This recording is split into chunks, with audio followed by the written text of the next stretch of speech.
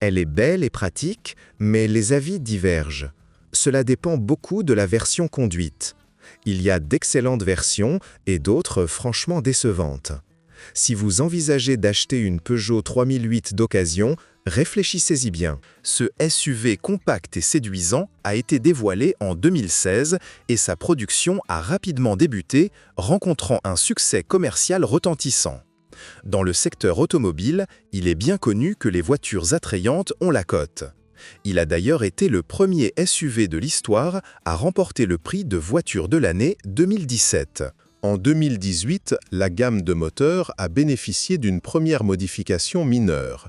En 2019, une version hybride rechargeable a remplacé le moteur diesel. Et en 2020, un restylage important a été effectué.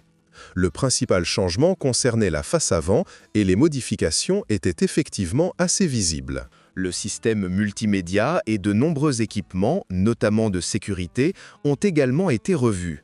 Le reste est demeuré quasiment inchangé.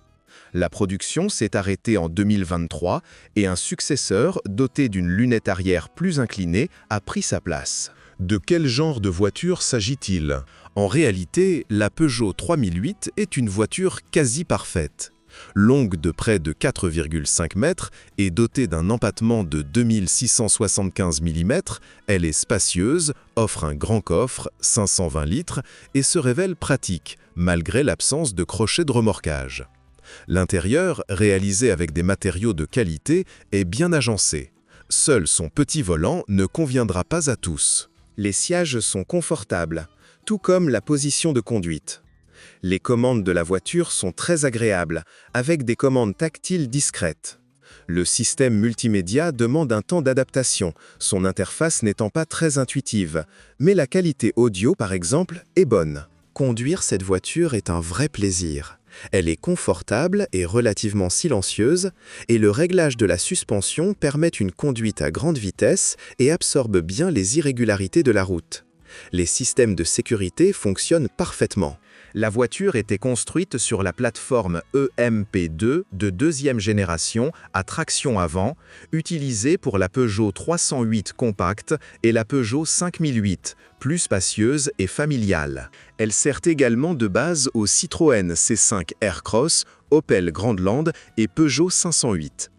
Il est à noter que la plateforme du modèle précédent est très similaire, certaines pièces étant interchangeables. L'avant utilise une suspension à jambes de force McPherson avec un seul bras de suspension, tandis que l'arrière est doté d'un système à essieu de torsion. Les différences significatives n'apparaissent que sur la version à 4 roues motrices. La direction assistée est électrique. La voiture est essentiellement une traction avant, mais une version à 4 roues motrices était disponible.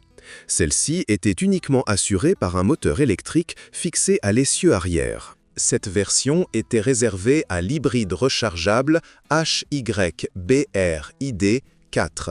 La Peugeot 3008 a connu des évolutions quasi constantes au niveau de sa gamme de moteurs. Commençons par les moteurs essence.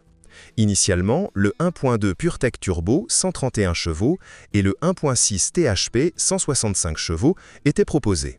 En 2018, le moteur 1.2 PT a été revu pour répondre à la norme Euro 6 des temps et une modification importante a également été apportée à la boîte de vitesse automatique à 8 rapports. Le moteur THP a été remplacé par un nouveau 1.6 PureTech 181 chevaux optimisé. Ce moteur a été produit jusqu'en 2021, date à laquelle il a été abandonné en tant qu'unité autonome. Il a toutefois été conservé pour la version hybride rechargeable à partir de 2019. Le 1.2 PureTech, quant à lui, a bénéficié de nouvelles améliorations et a évolué vers une version hybride en 2023, dotée d'une nouvelle transmission à double embrayage électrifié. C'est sous cette forme qu'il a été repris sur le modèle suivant. La gamme diesel comprenait initialement le 1.6 Blue HDI 120 chevaux et le 2.0 Blue HDI 150 et 180 chevaux. En 2017, le 1.5 Blue HDI de 131 chevaux a fait son apparition.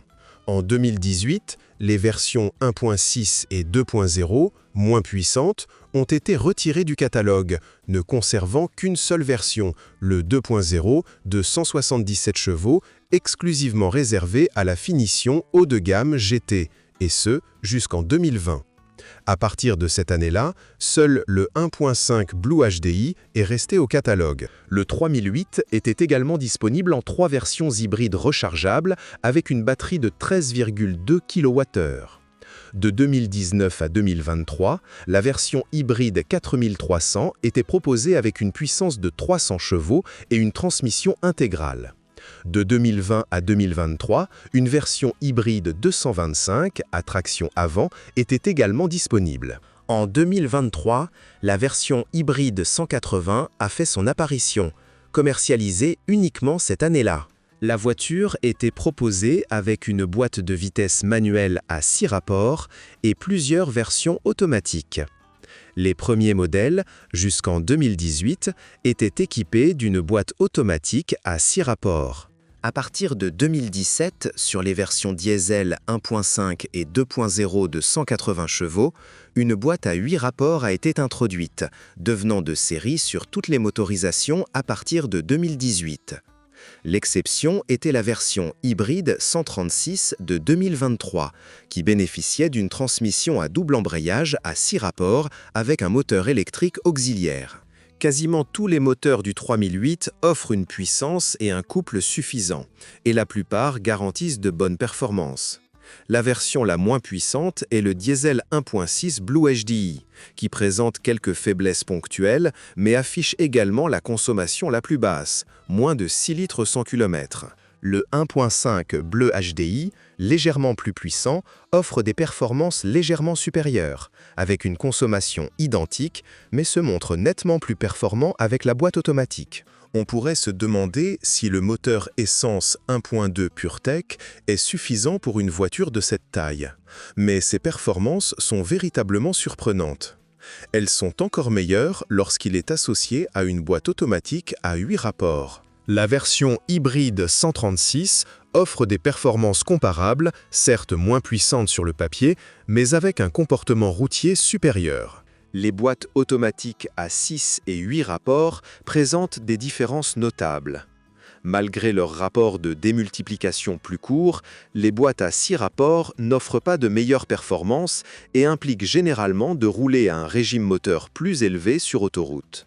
Les boîtes à 8 rapports, quant à elles, ont des rapports tellement longs qu'il est souvent difficile de les utiliser tous. Par exemple, entre 90 et 100 km/h, le 8e rapport ne s'enclenche pas, tandis qu'à 140 km/h, le moteur essence 1,2 litres n'atteint que 2500 tours minute. Le même constat s'applique au moteur diesel 2 litres qui peine à maintenir le 8e rapport à 100 km/h. Pour en revenir au moteur, les versions 1.6 THP et PureTech, ainsi que le diesel 2.0 litres, offrent de bonnes performances, même si les diesels sont sensiblement moins puissants que les moteurs essence. Les utilisateurs font état d'une consommation de carburant de 7 à 8 litres 100 km pour les moteurs essence, ce qui est excellent, et d'environ 6 à 7 litres 100 km pour le diesel 2.0 litres. Les versions hybrides offrent un comportement dynamique comparable à celui de la PureTech de 180 chevaux, la plus puissante. Curieusement, la version de 300 chevaux n'est impressionnante que sur le papier. D'après ses caractéristiques techniques, elle atteint 100 km/h en 5,9 secondes. En réalité, malgré son dynamisme supposé, ses performances ne sont pas exceptionnelles. De manière générale, tous les moteurs sont économiques, et ceux de plus de 150 chevaux sont réactifs, à l'exception de la version diesel de cette puissance. En termes de plaisir de conduite, il n'y a donc pas de mauvais choix. Cependant, compte tenu de leurs défauts et problèmes, la gamme de moteurs est un véritable casse-tête. Je vais commencer par les versions qu'il vaut mieux éviter. N'achetez surtout pas les versions hybrides rechargeables si vous comptez garder votre voiture plus d'1 an. En cas de problème, c'est un véritable casse-tête. Trouver des pièces détachées spécifiques à ce modèle relève du miracle. Les moteurs essence 1.2 PureTech sont équipés d'une courroie de distribution immergée dans l'huile. Les premiers modèles présentent un risque particulier. Des extensions de garantie sont disponibles pour les moteurs 1.2 PureTech, à condition que l'entretien annuel soit effectué chez un concessionnaire agréé ou, à défaut, dans un garage indépendant respectant les recommandations du concessionnaire. Si le véhicule remplit ces conditions, la garantie est valable jusqu'à 10 ans ou 175 000 km. Toutefois, avant d'acheter le véhicule, assurez-vous de le faire examiner par un concessionnaire agréé afin de vérifier qu'il remplit bien les conditions de l'extension de garantie. Le moteur essence 1.6 THP a été entièrement revu et rebaptisé PureTech. C'est un moteur véritablement amélioré, construit avec des matériaux de meilleure qualité et il est très apprécié. Il est moins problématique que le THP, même si le principal souci reste l'huile, qui se mélange fortement à l'essence, créant un mélange propice au cliquetis. Le moteur essence 1,2 litres du modèle hybride 136 est le même moteur PureTech 1,2 litres, mais équipé d'une chaîne de distribution. Il est trop récent pour donner un avis définitif à ce stade. Si cette voiture vous intéresse, par pure prudence, optez pour un diesel. Et ce sont tous d'excellents moteurs.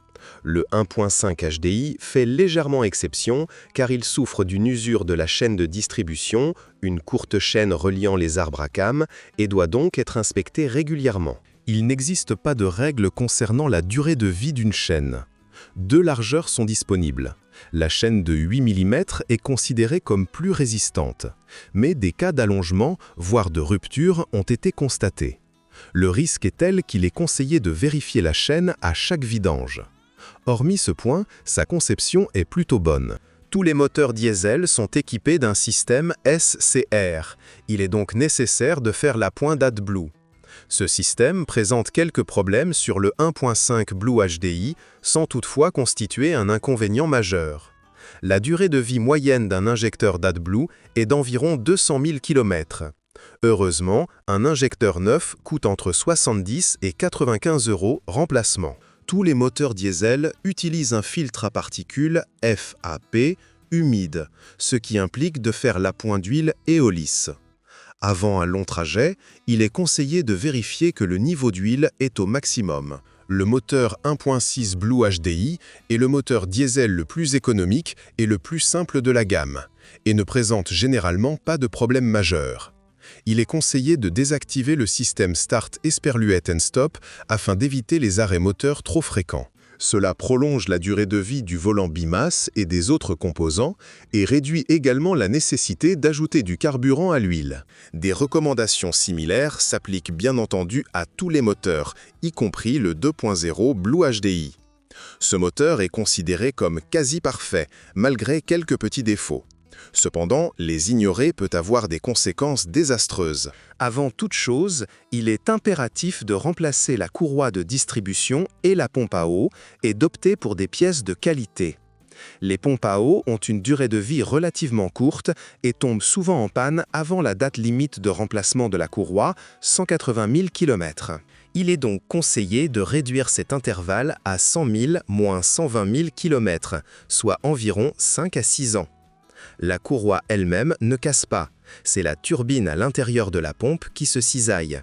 Cependant, ce type de dommage peut entraîner une surchauffe du moteur et endommager le joint de culasse. Les boîtes de vitesse sont généralement robustes. Les boîtes manuelles ne sont peut-être pas aussi précises que les transmissions japonaises ou allemandes, mais c'est inhérent à leur conception. Manœuvrez le levier de vitesse avec douceur et le mécanisme de changement de vitesse restera silencieux. Les boîtes de vitesse automatiques sont de marque Aisin, à 6 et 8 rapports. Leur entretien régulier ne pose aucun problème. Aucun reproche majeur n'est à formuler concernant la carrosserie ou sa protection anti-corrosion. Le châssis résiste également très bien à la rouille. De légères éraflures de peinture, notamment au point de contact entre les pièces, sont bien sûr normales après des années d'utilisation. Mais il n'y a pas lieu de lutter contre la corrosion. La suspension ne vous posera aucun problème. Son entretien est simple et peu coûteux. Les triangles de suspension avant peuvent être remplacés uniquement par leurs pivots, qui sont amovibles. L'essieu arrière, de type barre de torsion, est incroyablement simple et robuste, même s'il grince légèrement. Un élément intéressant du châssis est constitué par les entretoises reliant le berceau de suspension avant à la traverse de radiateur. Montées sur des Cylon blocks classiques, ces dernières s'usent avec le temps, provoquant un bruit sourd au freinage et au démarrage. Un garage non spécialisé se retrouvera alors à rechercher et remplacer des pièces de suspension. Globalement, la Peugeot 3008 s'avère être une voiture réussie, malgré quelques motorisations décevantes. C'est une voiture robuste, confortable et pratique, sur laquelle on peut compter pour le moment. Évitez simplement les expériences avec d'autres motorisations. Privilégiez les diesels éprouvés. Bonjour les amis. Vous cherchez une voiture d'occasion? Vous devez prêter attention au site web carm.pro. Carm.pro est grand catalogue de voitures, moteurs, boîtes de vitesse. Et le meilleur, c'est que vous pouvez trouver des informations sur les pannes de n'importe quelle pièce. Complètement gratuit. Allez sur le site web carm.pro et découvrez tous les éventuels points faibles des voitures d'occasion.